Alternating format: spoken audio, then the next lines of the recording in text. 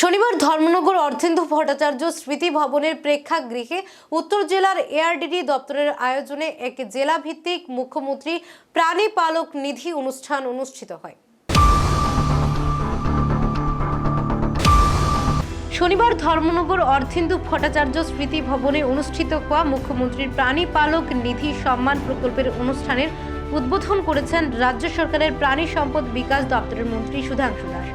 এছাড়া উপস্থিত ছিলেন উত্তর ত্রিপুরা জেলা পরিষদের সভাধিপতি ভবতোষ দাস, ধর্মনগর পুর পরিষদের চেয়ারপারসন প্রদ্যুৎ দে সরকার, যুবরাজনগর আরডি ব্লকের চেয়ারম্যান শ্রীপদ দাস, কালাছড়া পঞ্চায়েত সমিতির চেয়ারম্যান টিঙ্কু শর্মা এবং সমাজসেবী মলিনা দেবনাথ সহ এআরবিডি দপ্তরের ডেপুটি ডিরেক্টর সহ আরও অন্যান্যরা। এদিন অনুষ্ঠানের মধ্য দিয়ে সাধারণ মানুষের মধ্যে বেশ কিছু প্রাণী পালক নিধি শংসাপত্র এবং পশুপালনে আগ্রহীদের হাতে রাজ্যের প্রাণী সম্পদ বিকাশ দপ্তরের তরফে চেক তুলে দেওয়া হয়েছে।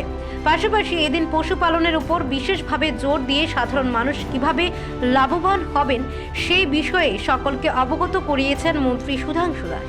এদিন রাজ্য সরকারের প্রতিটি স্কিমে জনগণের কি কি লাভ হতে পারে সেই বিষয়েও মানুষের মাঝে তুলে ধরেছেন মন্ত্রী। মুখ্যমন্ত্রী প্রাণী পালক সম্মান নিধি ত্রিপুরা রাজ্যে প্রথমবার আমরা কৃষকদের জন্য নিয়ে এসেছি। এটা ত্রিপুরা রাজ্যের ইতিহাসে সবচেয়ে প্রথম এবং নতুন একটা প্রকল্প। কেন সেই প্রকল্প আমরা এনেছি? আমাদের এই প্রকল্প আনার পেছনে মূল যেটা কারণ,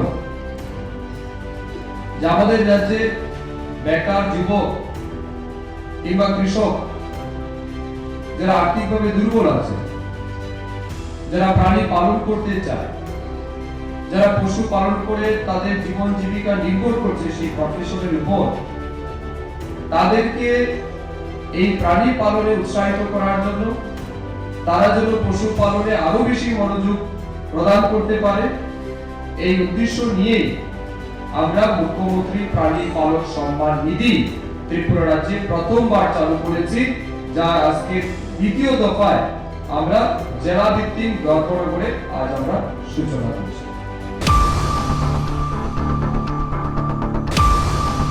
ব্যুরো রিপোর্ট, এশিয়ান টাইমস।